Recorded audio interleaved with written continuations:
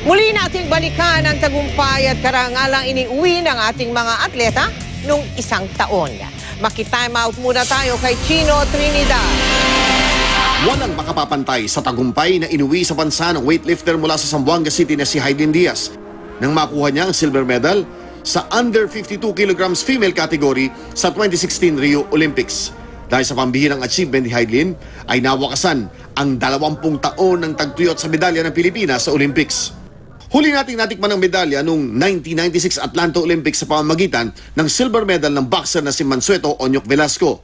Si Hidilyn ang kauna-unahang Pilipina na nakapanalo ng Olympic medal.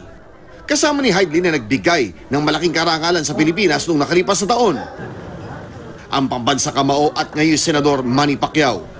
Hindi matatawaran na sa nakalipas na 12 taon na itaas niya ang watawat ng Pilipinas sa ibabaw ng ring. Nakapagtala ng 2 panalo ang natatanging 8th Division World Champion laban kina Timothy Bradley noong Abril at kay Jesse Vargas noong Nobyembre na nagbigay sa kanya ng kanyang ikatlong WBO welterweight belt.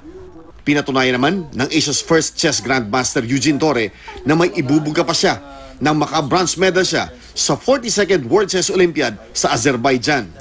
Walang ipinatalo ang Pilipino sa kanyang 11 matches, ngunit nagtapos lang sa 2nd pwesto dahil sa kakaibang rankings ng palaro. Si Josephine Medina naman nakapag-uwi ng bronze medal sa table tennis ng 2016 Rio Paralympics. Pinatunayan ni Josephine na hindi balakid ang pagkakaroon niya ng polio para magbigay ng karangalan sa bayan. Ang bronze medal ay ikalawa ng Pilipinas sa pagdahok nito sa Paralympics mula pa noong 1996. Ang motto ko sa buhay, sir, you live in this world. Sana maging kapaki-pakinabang ka. What you can do for your country, not what your country can do to you. Para sa akin po. Chino Trinidad, Nakututo, 24 Oras.